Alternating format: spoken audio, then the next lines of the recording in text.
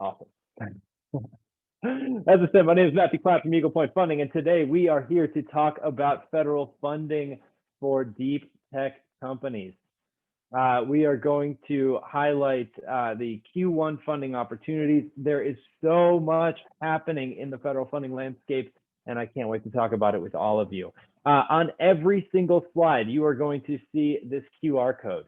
Now, this QR code will link you directly to my calendar to book a call with me. For anybody who books a call with me during this presentation, you will receive an extra month of Eagle Point Funding services that makes our initial 9-month engagement a 10-month engagement for people who book a call with me while on this webinar. Now, with that, let's get started. Every year, the United States federal government puts literally billions of dollars in the hands of independent companies who are interested in doing research and development. The proposed budget, the finalized budget's not out yet, but the proposed budget for funding year 2021 is $142.2 billion. Now, since the administration change, we are expecting this number to go up dramatically. Now, we are at Eagle Point Funding focused on this red area here, the part allocated for private industry. That's about $30 to $60 billion. Now, all of this money is completely non-dilutive. Now, what does non-dilutive mean? Well, here's a nice chart that explains it, but I'm going to explain it to you as well. So in exchange for these funds, the United States federal government doesn't want any equity in your company. They don't want any rights to your IP. They don't want any seat at your table. They don't want to tell you how to run your business or even how to do your R&D. Really, they are just interested in helping to stimulate a business to develop the technology that they can use. And this is technology that can rectify pain points that they have within their agencies. But I'm getting ahead of myself here. Right now we're contrasting to dilutive funding from venture capital or angel investors. And I mean, they want transfer. They want an equity stake in the company. They want board members to help influence decisions of the company. They want transfer of IP.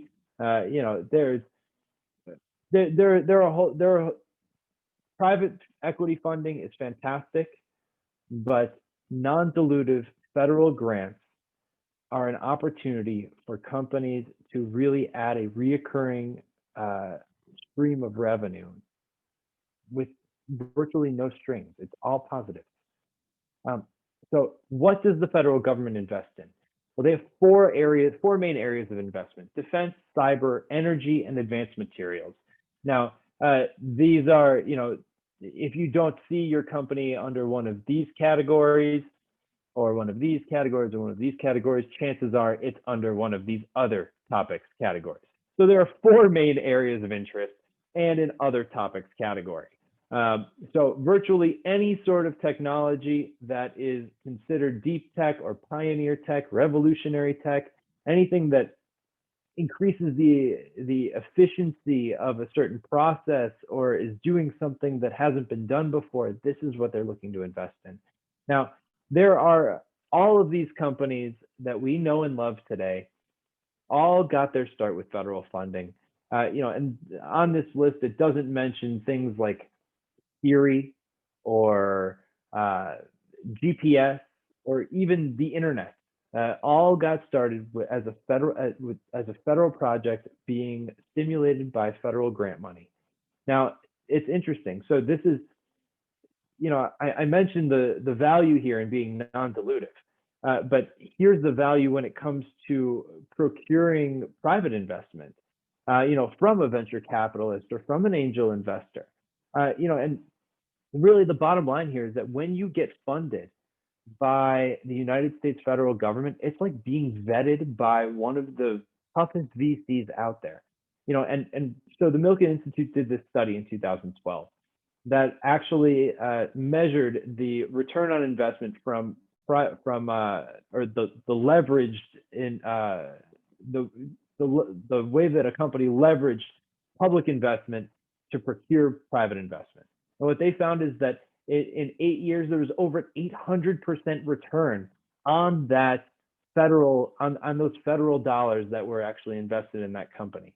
You become the gold standard, and not only to VCs once you get federal funding, but also to your customers, your future customers.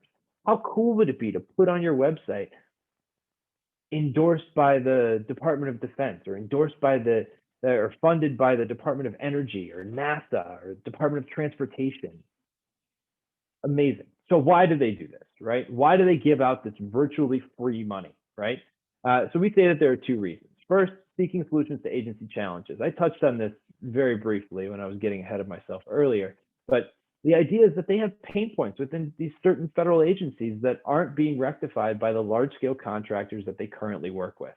You know, what they found is that these large-scale contractors are fantastic, you know, like Raytheon or Boeing or Lockheed or Microsoft or Intel or, you know, Northrop, or, you know, these guys are really great at developing the technologies that they already developed. But when it comes to innovating, it's too costly to do. And so what do these large scale corporations do? Well, they reach out to you guys. They reach out to small business and they say, oh, you've got this really cool innovative technology. We would love to partner with you. We would love to buy it from you. We would love to, you know, and what they do is they end up striking a deal with you and, you know, getting the technology, taking this technology and then turning around and selling it to the government because they have access. And so this is an opportunity for the federal government to cut out that middleman and go straight to private industry, go straight to the little guy. And so this is, and to become a government contractor, there's red tape. And so they have this federal funding system in order to help get you through this red tape. But I'll speak more about that when I get to the SBIR. But here's how it works. First, they post they identify the pain point within their agency. Then they post a solicitation, and then they see what comes back. They see what you guys have. They see what you're willing to develop for them. Then they decide to invest in your company. This starts with a small investment typically and grows. Then they evaluate your performance. And at the end of the day, like I said, this is all about helping you to become a federal contractor. So the second reason we say that the United States federal government does this is seed money for private industry. Now, this has both altruistic and capitalistic motives, but I mean, let's be honest here. Even the altruistic motives in the United States government tend to be capitalistic, right? So that being said, you know, they want to help stimulate job creation. They want to help stimulate innovation and keep the United States on the forefront of technological advancement in the world. You know, they want to have their federal stamp on the technology that's going to change the lives of everyone in the United States or everyone in the world, you know, things like this. But, you know, I love this statistic at the bottom. For every $1 that the United States federal government spends on stimulating R&D through federal grants, they see an ROI of 230%.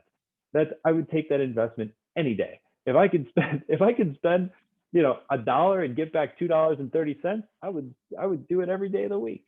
But they do this through you know, taxes on employment taxes that, you know, from job creation, or product taxes on the products that you're going to develop, or even taxes, you know, on the materials and facilities that you guys are actually utilizing, you know, to do the grant work. So that being said, let's get into the nitty gritty here. Let's talk about how it's broken down. How do they give out this money? So there are two different types of funding mechanisms. You have phased funding and you have continuous funding.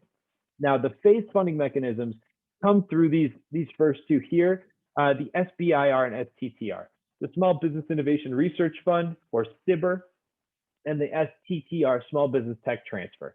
Now, they represent just this little sliver of the pie. You but these are what we call at Eagle Point Funding the low to mid-range hanging fruit. Now, I'm not going to get too deep into I'm not even going to talk about the STTR today, but the small business technology transfer is for companies who have a relationship with a nonprofit research partner, like a federally funded R&D center or a university. And if you have this kind of relationship, or if you don't have this kind of relationship and you're just a small business, make sure you book a call with me. Just hold your phone, your smartphone up to this QR code, and it'll automatically take you to my calendar page. You can book a call directly with me from there. We can talk about how applicable federal funding is to your company specifically. So the SBIR and STTR make up less than 4% of the federal funding that's available. However, this is the low to mid-range hanging fruit. These are the phased funding mechanisms. Then we have, like I said, continuous funding. That is the rest of this, the broad agency announcement, or what I like to call the long range broad agency announcement.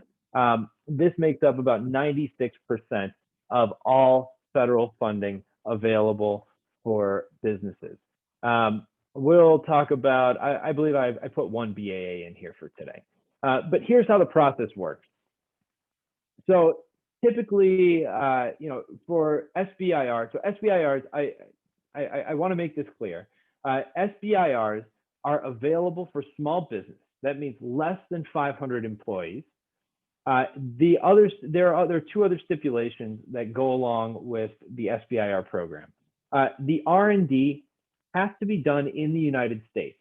And now it's just the R&D under the guise of one of these grants. And so if you outsource your R&D outside of the country currently, it's not a big deal, as long as once you win one of these grants, you can actually open up an R&D branch within the United States. Now, the other qualifying characteristic is that 51%, at least 51% of the company has to be owned by legal United States residents. You don't have to be a citizen, but you have to have legal residency in the United States in order to be eligible for the SBIR program. Remember, this is only 3.2% of the federal funding that's available, but it's the low to mid-range hanging fruit. This is the stuff that pays out fast. But here's how the process works. So typically you apply, I told you this is phased funding. So you apply typically first for a phase one. Sometimes there's a little project pitch here or a letter of intent to apply to the solicitation, which is anywhere between a 500-word or 1,000-word white paper. But once you are applying for a phase one, this is your proof of concept stage. Now, this isn't necessarily a proof of concept to create something completely new out of thin air. This is an opportunity for you to take your existing commercially ready core technology and to customize it to fit a very specific federal use case. So you're taking your core technology, and like, for example, I have a great example. One of our companies is a semiconductor company, and he spent $20 million creating a semiconductor chip. And he said to me, he said, Matt, he says, I have tried for years to, through DARPA solicitations, to go and do this on my own and try and become a contractor, a contractor for the federal government, but it's like a boys club. I just can't get in. They won't let me, I can't get them to even look at me. And I said, I'm going to call him Joe for the sake of this webinar. But I said, listen, Joe, go through the SBIR process. You will check all the boxes in the Defense Procurement Act that will allow you to become a federal contractor. You will be known by them. The technology that you have is cutting edge. It's better than what Intel has right now. I said, let's get you going. He says, but $150,000 to $250,000 is not going to do anything for me. It's a drop in the bucket. And I said, listen, Joe, I said, this is not about the money here. This is about the end result, which is the commercialization, which is those federal contracts. So anyway, here's how it works. You apply for phase one. This is typically a 6 to 8 month proof of concept stage where you're able to actually do a feasibility study on the technology, show how it's applicable to the federal use case to which you're applying. Then, once you've completed your feasibility study or your proof of concept, you come back and you apply again a second time for a phase 2. Now, typically, historically, about half of the phase 1 awardees get granted a phase 2 award. This is anywhere from $400,000 up to $1.5 million. And, this is less of a drop in the bucket. I mean, now we're talking about, millions of dollars here. But this is for a prototyping stage. This is for you to take that technology that you have just proven and create a functional demo out of it. Then after phase 2, there are all sorts of really cool commercialization assistance. You enter into this area, what the Department of Defense calls the Valley of Death. This is where companies go to die. Most companies, they're able to get through a proof of concept. They're able to actually create a functional demo, a functional prototype. But when it comes to scaling to become market commercializable or scaling to market or to go to market, this is where companies have the most trouble and they need the most money. And this is why the federal government has all sorts of really cool programs. We're going to talk about one of them in a little bit from the United States Air Force, but even NASA has a solicitation open right now. Spoiler, but but they actually they have a program called the Civilian Commercialization Readiness Program that is offering up to a $6 million effort value in terms of commercialization assistance for phase 2 awardees. And NSF has one that's really great. Like I said, the Air Force, I mean, the most that I've ever seen was actually from the Air Force last summer. That was a $60 million commercialization assistance effort. But the bottom line is not only is this for contracts with federal agencies, but this is also for commercialization assistance with helping you to take your technology and bring it to market. So that being said, let's talk about the continuous funding mechanisms, the broad agency announcements, or LRBAAs, as I call them, long range broad agency announcements.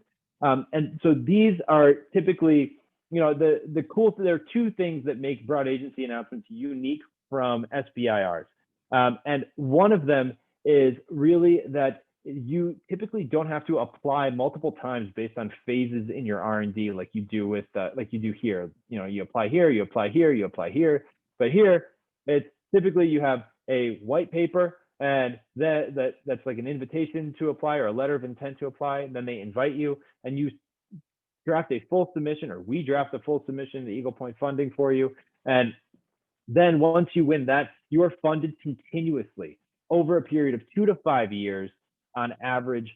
Funding amounts here are, through the roof. I mean, through the roof. There is no ceiling. And that's the other unique characteristic here. So not only do you only have to apply once, but you are funded continuously, and the award ceilings are virtually limitless.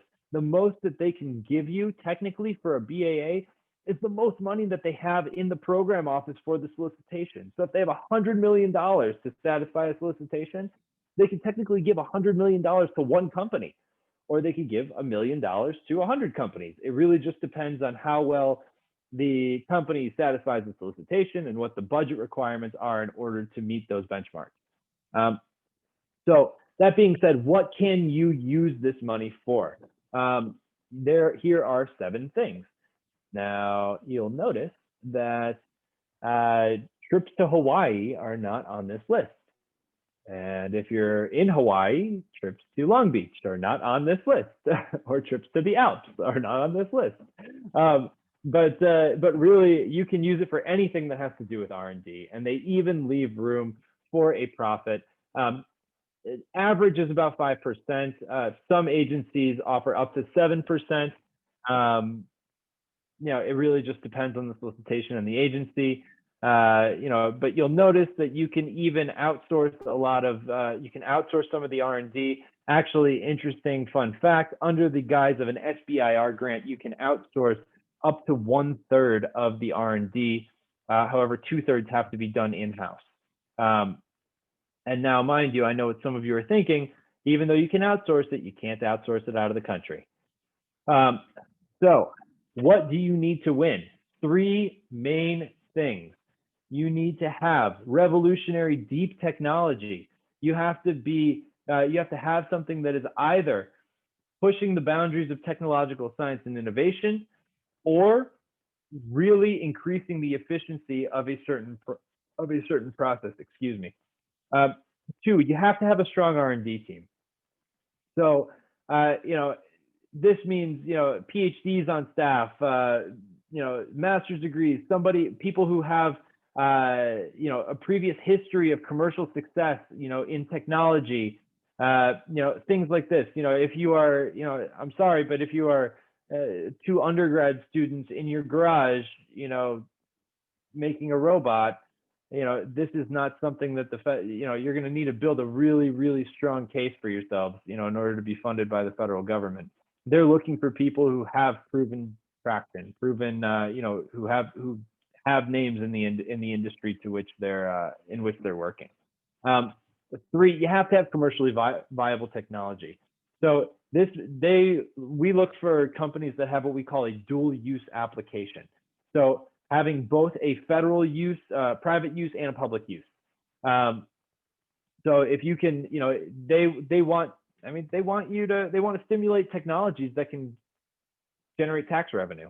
I mean, bottom line, they have to maximize that $2.30 for every dollar that they're investing in you. So here are 5 keys to winning federal grants. I know this all sounds like rainbows and butterflies, but the honest truth is that success rates are very, very, very, very low on submissions. The average person, like if you were to go after these on your own, and you would apply to one of them, you're looking at anywhere between an 8 and 15% chance of success at winning a phase 1. Now, Eagle Point Funding has about 3 times those numbers in terms of success rates. And this is why we operate in what we call a multi-submission strategy. So this is why the first key to winning federal grants is finding multiple opportunities for federal funding.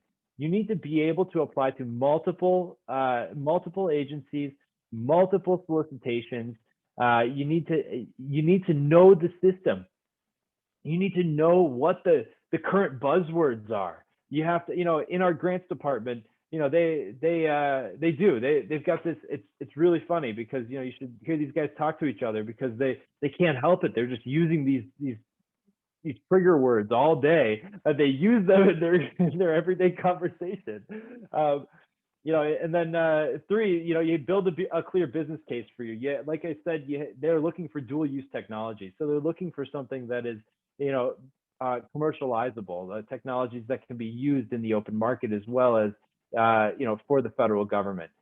4, tell a story of your technology in a concise and compelling manner.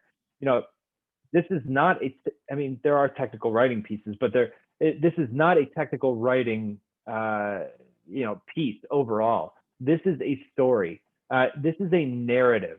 You have to know, like I said, you have to know how to tell the story. You have to know what the program managers are looking for, what the panelists are looking for when it comes to reviewing these applications. You need to know how to really trigger their attention. And 5, engage in a multi-submission strategy. Well, this kind of goes with number 1. So about us, who we are, Eagle Point Funding, we are a division of the FreeMind Group. Now, I don't know, some of you who might have done a little bit of research on us might have seen that we are an Israeli organization. The FreeMind Group was started in Israel in 1999. I'm actually speaking to you right now from just outside of Jerusalem. In 1999, we started off doing this in Israel for Israeli tech companies working with the Israeli government. Now, in response to anthrax in the early 2000s, we actually were able to help a couple American companies get millions of dollars in non-dilutive federal funding to combat chemical warfare initiatives. And that was our entry into the US market. Since then, we have scaled dramatically. We are, this is a world leader in accessing non-dilutive funding. We are literally the world leader in federal funding. We have 2 companies who work with US federal grants. We have Eagle Point Funding, and then we have our sister company called the FreeMind Consultants. who work with life sciences and biotech applications. They deal exclusively with the NIH and HHS, whereas Eagle Point Funding deals with all other tech sectors. So, we are not interested, Eagle Point Funding are not interested in clinical trials.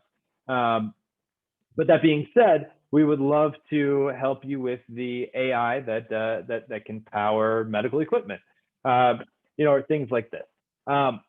So that being said, so I mentioned that we have two companies that work in the US. We also have two companies who work with European grants, the Horizons 2020 and Sunrise grants. And then we have our original company that is in Israel still. But we are, as you can see by our numbers, we've been around for a long time. We know what we're doing. We are definitely, of course I would say this, but we are the best option when it comes to going after U.S. federal funding.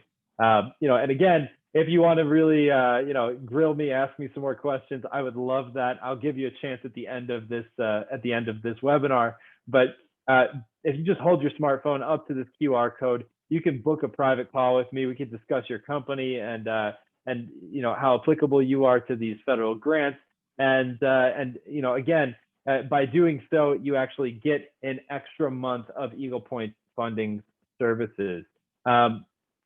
So we're going to talk about AFWERX and Army Applications Labs today. But I told you this is all really predicated on that B2G. This is all predicated on getting those procurement contracts, achieving the federal government as a tier 1 client. And here are some of the other programs. DHS Silicon Valley Innovation Program should be coming back soon. X-Tech Search is coming back soon. DIU, I don't know when, but I want it to come back because it's such a great program. Anyway, so let's talk. First we're going to break into our BAA. This is the BAA that we're going to talk about today. Army Applications Lab. We love the AAL because it is so extensive in the different technologies that it's looking for, and it's very broad in nature. So technically, if you have any one of these 15 focus areas that you are working on, you are, and I mean that broadly, you are applicable to Army Applications Lab. If you are, if you have any sort of, human performance or signature reduction technologies, any sort of sensing technologies or data visualization tech that can be utilized by the warfighter, the Army Applications Lab wants to fund you. Now, remember when I said that awards are virtually limitless with BAAs? Virtually they are. If you can build a clear case for more than $2 million, it's possible for you to be funded that. But on average, they're funding about $2 million for anywhere between a 1 and a 3 year R&D period for the AAL. And as mentioned on that previous slide, the AAL is only interested in funding technologies that they are actually going to become a customer of at the end of the day. So now let's talk about the NSF. So we have, NSF is always running. They have 4 cycles per year. As soon as one ends, another begins. The caveat with the NSF is that first you are required to undergo that phase 0 or project pitch. This is a 1,000-word sort of pitch about your technology, and then they invite you to submit a full proposal. The last solicitation just ended on December 3rd, so now is a fantastic time to get started on an NSF application.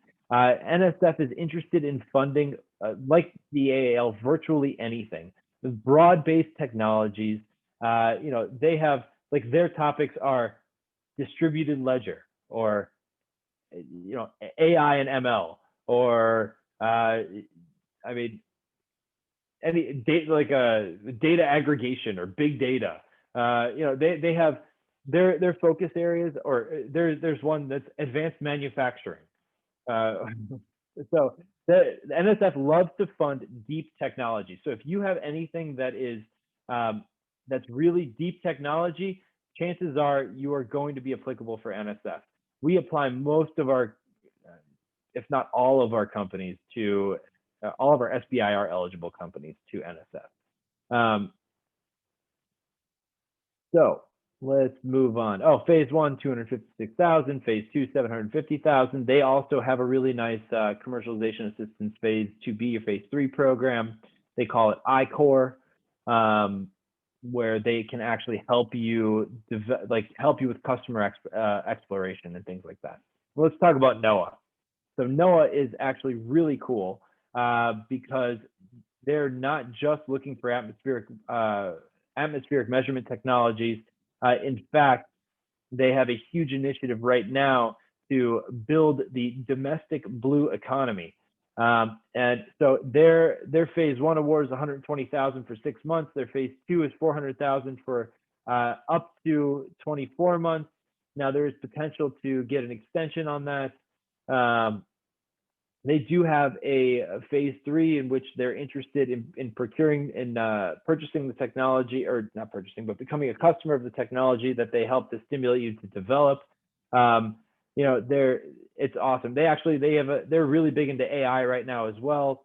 They have a whole focus area on what they call uncrewed systems. So anything that can help them with getting into the deep dark places or the extreme weather environments to take certain measurements or collect data is very helpful. I mentioned blue economy. This is what blue economy is. Any sort of farmed seafood, any sort of they have a civilian education initiatives that they're looking for. Anything to help preserve coastal communities. Now let's talk about NASA. We're also right in the middle of NASA. NASA is running from November 9th until January 8th. The phase one award is $125,000 for 6 months. Phase two award is $750,000 for up to 2 years. They have a whole bunch of focus topics too. If you think that you are NASA relevant, make sure you book a call with me by just holding your smartphone up to this QR code right here. You get an extra month on us when you sign a contract with us. So now let's talk about the Department of Energy. The DOE is also currently running. They have so many, I think it's something like 124 different focus topics.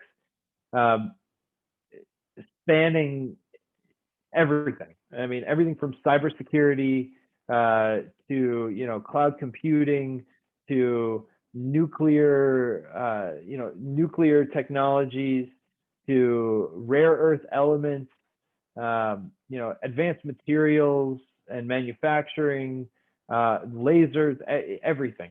There are so many topics right now. DOE runs 2 times per year. So I didn't mention that, actually. I apologize. I'm going to go back for just a moment. So we have NSF, I told you, runs 4 times a year. Anytime one ends, another one begins. NOAA is only running now. This is the only time per year that you can actually get a phase one award with NOAA. Same thing with NASA. NASA only runs 1 time per year. That's why their solicitation is 450 pages, by the way. And I was tasked with making a presentation on it and going through the whole thing. If you want to hear more about NASA, if you want to hear more about any of these, scan this QR code, book a call. DOE, as like I said, it runs 2 times per year. Their phase one award is $200,000 for a performance period of 6 months. Their phase two award is $1.1 million for a performance period of up to 2 years. Now this, it says here their LOI is due January 4th because, like NSF, they have this pre-phase one period where you have to be invited to apply. So their LOI, I believe it's 500 words that you write, and then you're able to then they'll send you an invitation to submit a phase one award. Their phase one proposal is due February 22nd, so we still have some time. And typically it takes anywhere between 1 and 3 weeks to hear back from the DOE on your letter of intent to know if you're able to submit a phase one award. We do have internal deadlines, which are about 4 to 5 weeks before the submission deadline for phase one award. It takes us on average about 3 weeks to craft a submission on your behalf. When it comes to a letter of intent, that's, we can get this done in a week, but, we would love to be able to get more than one done if the first one doesn't cut it. So now let's talk about DHS. DHS, they have, I think it was 13 different, or no, I'm sorry, 14 different focus topics. Anything from 5G to intelligent document design to advanced materials. They want sensors for expedited airport screening, things like this. Now, I get this question a lot, because I get people who ask me about FEMA. Now, FEMA operates under the Department of Homeland Security. However, they don't have their own SBIR. Sometimes they run parallel broad agency announcements, but there isn't anything currently available for small business concerns, for any small business. So that being said, DHS, their solicitation is running from December 11th until January 15th. This is also another one of those that's unique to this time of year. They only run one time per year, people. So if you want to get in with DHS, now is the time. Now they also have a really nice commercialization assistance program. I believe it's up to a $500,000 match, for their post phase two awardees. Now, I actually attended a whole series of webinars from the Department of Homeland Security, and they really emphasized that if you are concerned about compliancy requirements or any sort of security clearances, they assured that any of their applicants would be not necessarily given free rein, but they would do their best to help you with whatever you need in order to complete the R&D. Because ultimately this is them wanting to get to know you so that you can sell to them, so that they can become your customer, that they can trust you to develop the technology that they need. They really want to work with you, and that the same thing needs to be said about NASA. NASA actually has a clause in their solicitation that says that you can actually utilize any previous NASA research that they have if it's relevant to your technology. But now let's talk about the coup de grace here. The DoD SBIR 21.1. This is it. We love the DoD, and I'll tell you why. Unlike NASA or NOAA or the Department of Energy, there are 12 different, last round, there were 12 different agencies that participated in the Department of Defense SBIR. Each one of them has their own list of topics and focus areas. This has such a broad range of technologies that they call for. Their solicitation was supposed to be released November 24th, but they pushed it back till December 8th. That's tomorrow. So tomorrow we're going to have all these topics come out. Their official solicitation is January 14th until February 18th. Their phase one award, again, it depends on the agency. It could be 150,000. Last round, there were ones that were $167,000 for phase one. Don't ask me how they came up with that number. Same thing with phase twos. Phase twos could be anywhere from $1 million to $1.5 million, $1.6 million. There were actually also some opportunities in the last solicitation to go direct to phase two with certain agencies in the DoD. All of these that I've spoken about so far, you can expect them to fund you. See, they all say the same evaluation time, 3 to 5 months, but you can expect them to fund you, around 6 months. From the time their solicitation window closes. Now, let's talk about AFWERX. AFWERX is, in my opinion, the best part of the DoD SBIR. And that is because this is a fast funding catalyst predicated on B2G. So they are only so the really cool thing about AFWERX is that they are, they fund you within 60 days of their solicitation window closing. So this is and it's solve the unknown problem. This is an open topic. So the idea here is you tell us what you have and how we can use it, and we are going to fund you and become your customer at the end of the day. And it's exactly this. It's your job to pitch to the Air Force how your tech can help them. And first, they start off by making a small bet on you. And that small bet turns into a medium bet. And the medium bet turns into a contract. And that's just how it works. Here's the system. Their phase one is, we say it's a feasibility study. It's actually customer discovery. It's a customer discovery phase. This is where you go out and you find yourself that customer. When you get awarded a phase one award, it's only $50,000. But that $50,000 gives you 2 months to go out and procure a MOU from an Air Force stakeholder. Now, I know what you're asking or what you're thinking. Okay, well, what about Eagle Point Funding? What is Eagle Point Funding's role in this? Well, we help with this. We not only are we able to help you craft that MOU in a way that is compelling enough to entice a stakeholder to sign it, but we are also here to help you with customer discovery.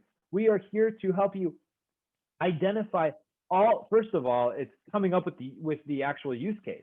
We know what the pain points are within the United States Air Force, and we will help you create a use case in order to, that would fit the bill. For example, like we have one of our clients has robots that change tires, and we were able to help them determine that what's the pain point in the Air Force. Well, they need the tires on the fuel tankers need to be changed more efficiently in order to save money and time. And so we were able to help them come up with that use case and identify the appropriate stakeholders in order to get their phase one accepted.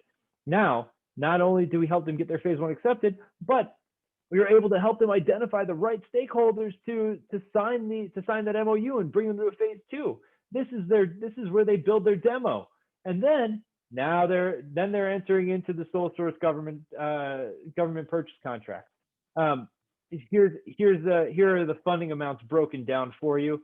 They're running alongside. They run as a part of the DoD SBIR. So, like I said, phase one award. It's only a $50,000 grant, but there's no proven concept. They're not looking for you to do anything in terms of technological development. They're looking for you to go find a customer, and this is something that we'd love to help you with. If you have your customer already, you can go direct to phase two. So you could skip this step, skip the 2 months. It's 2 months plus 1 month reporting, so it's actually a 3-month period. But you could skip that altogether. If you already have your customer, go direct to phase two, which is a $750,000 to $1.5 million award. Now, they also love to match private funds that go into this. This is a 12-month turnaround time plus 1 month of reporting. And this is your prototyping stage. And then you can move on to phase three. Now, not only are the procurement contracts what we want to talk about here, but they have a program called StratFi, which is strategic financing. It's the strategic financing initiative from the United States Air Force. They have up to $15 million value in terms of commercialization assistance and helping you bridge that valley of death that we spoke about earlier. Again, we love AFWERX. Here are some of our winners, not just AFWERX, but this is all around. AI-powered facial recognition software. This was an AFWERX one. They got a $50,000 phase one. We helped them to secure an MOU. Now they're coming back for a phase two this next round. Drone-based data management software got them direct to phase two, and then they went on for a $6 million commercialization assistance, and that additionally they're now selling to the U.S. Air Force. That I didn't put that tire company on here, or the robot company that changes tires, but they have them. They're having them develop robots to change tires on all sorts of planes and all sorts of vehicles. It's crazy. But anyway, so we have carbon nanotube technology. They got a phase one of $50,000 from AFWERX, and they also got a $200,000 grant from the Department of Energy with us. Company D, the video live streaming interactive technology. Oh my gosh, they went from phase one to phase two. They got their phase two of $1.1 million, and then they actually went on the next round of AFWERX to submit 2 more phase ones and another directive phase two. That was last round, so we don't have those results yet. But then this one, Smart Wearable Fabrics and Sensors Company. This is a really cool company. They create like smart. It's like smart glass for various applications, and that have integrated sensors. So they got a direct to phase two for $750,000. They're moving on to I think they're almost done with their phase two R&D, and then they're going to move on to contracting. So working with Eagle Point Funding. So I'm going to start off by answering everyone's question. I haven't even looked at the questions yet. I only have 3 so far, but I know that one of them is going to be, okay, what's your business model? And so here I'm going to tell you. We value our service. So how it works with us, our initial contract period with our clients is 9 months. For all of you on this webinar, as long as you book a call with me through this QR code, it's 10 months. But we, over these 9 or 10 months, we are going to engage in what we call this multi-submission strategy. We are going to apply, on average, for the average company, we are applying to 1 solicitation per month, average.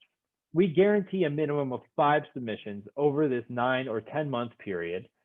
And for this, we value our service anywhere between $80,000 and $150,000, depending on the company and the scope of work involved. Now, we recognize that most of you are small business who either A, can't afford this kind of money, or B, are unwilling to put up $80,000 to $150,000 up front.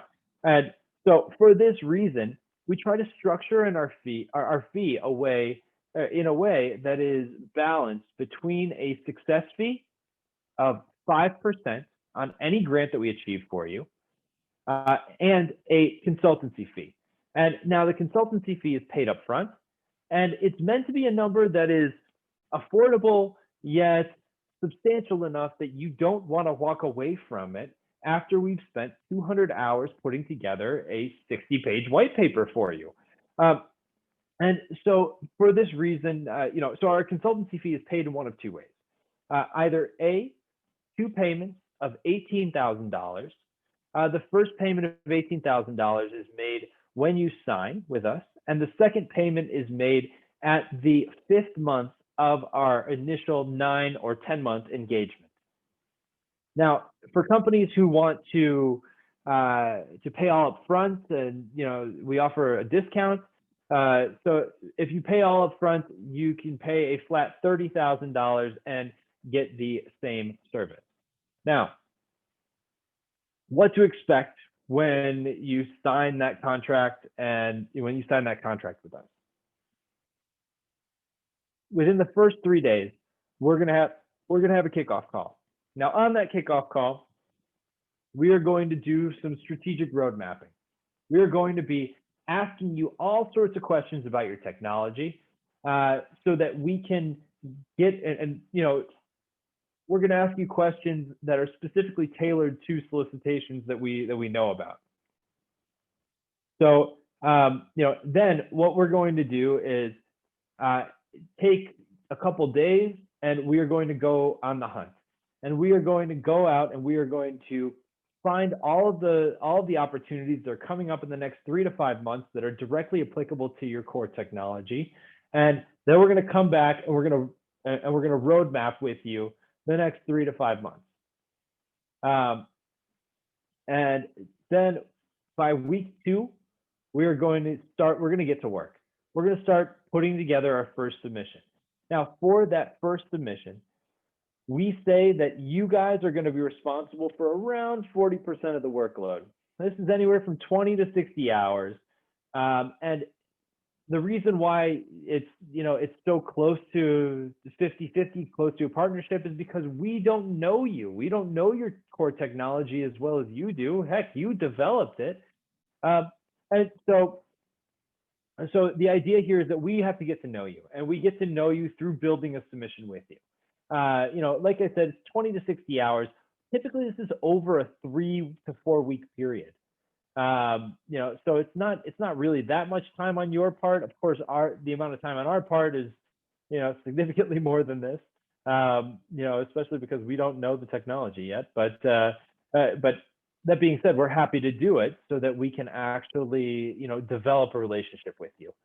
Now, after that first submission, you guys, that 40% of the workload is dropping down by half. So then for the next, second, third, fourth, fifth, sixth, seventh, eighth, ninth, 10th submission, you guys are going to be expected to put in 10 hours or less of work over that 3 to 4 week period.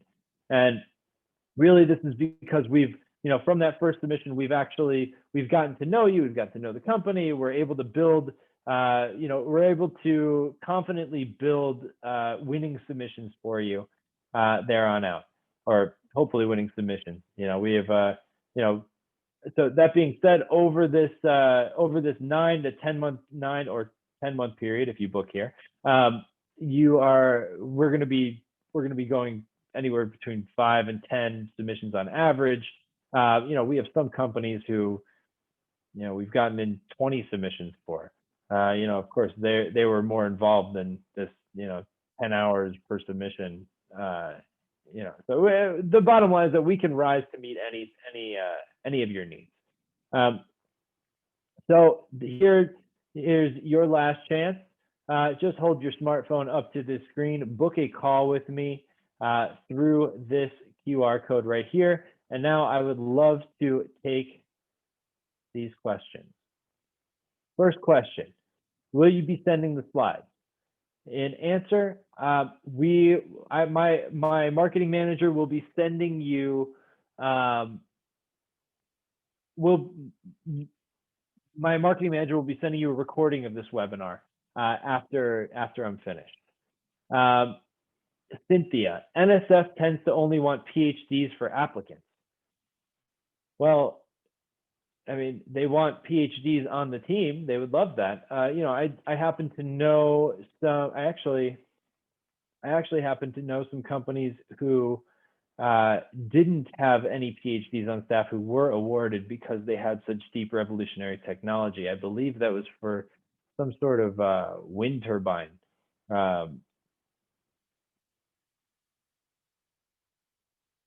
That tends to eliminate most small businesses. Well, that's not really a question. What is your success percentage? What percentage get a grant? What percentage get more than one grant during a contract of 10 months?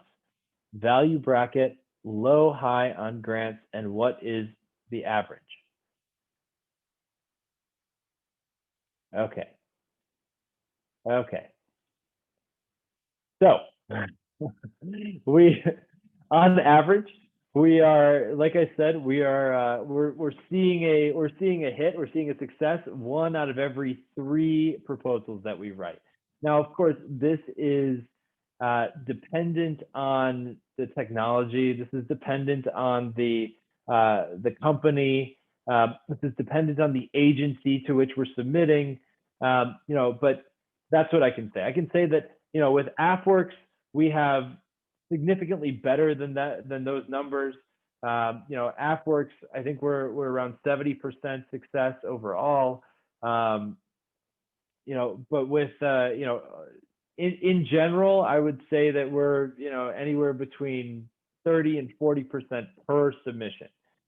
So this is why over a period of 9 or 10 months, we are going to submit on average between 7 to 10 proposals. You should expect to see at least a win or two.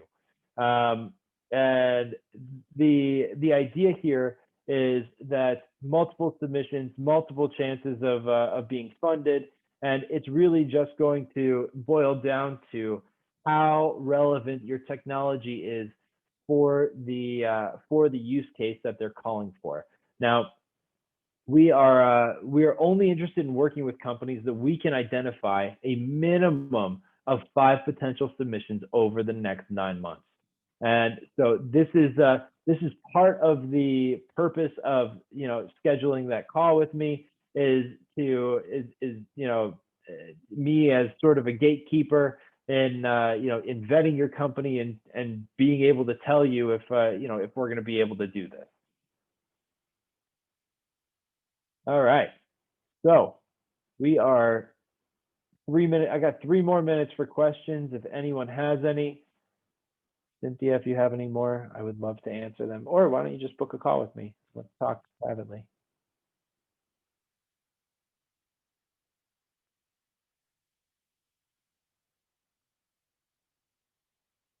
All right.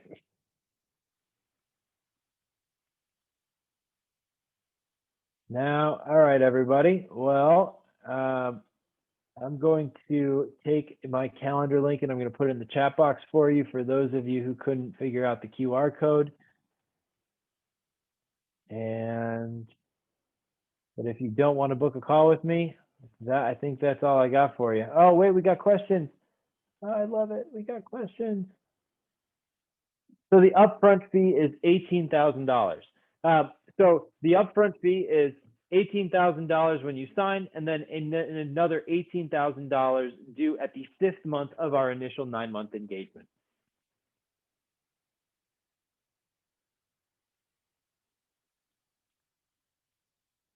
Would you and your team be able to suggest a branch or agency that would be appropriate for our specific tech?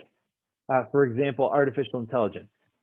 So John, we are going to be applying your technology to multiple agencies. So yes, we are going to not only suggest a branch or agency that would be appropriate for your specific technology, but we would get deeper into it and talk about the specific use cases that your technology could function at, could serve within different federal agencies.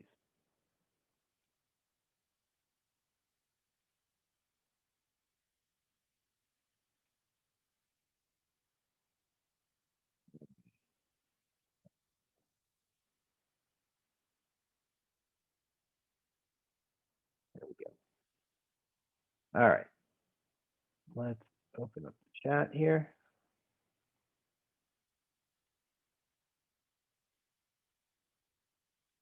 And here is a link to my calendar to book a call with me. And I got another question. Looks like December to January is very busy in terms of application. When is the next window? That is a great question, Igor. So December, January is very busy in terms of application.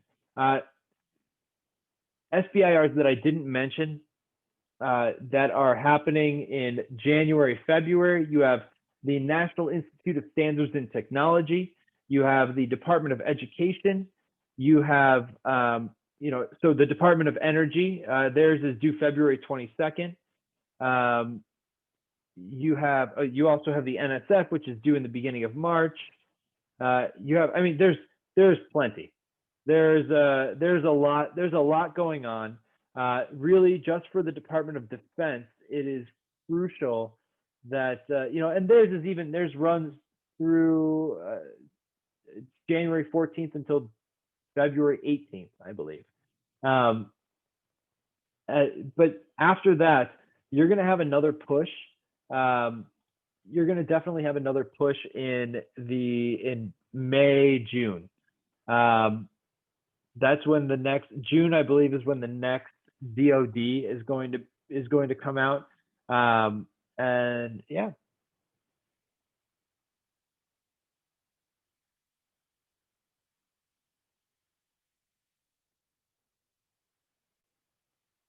All right. Any other questions? All right, so for all of you, I'll give you one more minute if you'd like to book a call with me. I put a link to my calendar in the chat box here. I will let you know that we are an Israeli company and we are not taking off for the holidays, so we do work through them. I would love to, so if you get started with us before the holidays, you'll get those extra 2 weeks of our work there where most other people aren't working. So with that, I bid you adieu. And I would love to get in touch with you or have you get in touch with me privately, booking a call with me through the link in that chat box.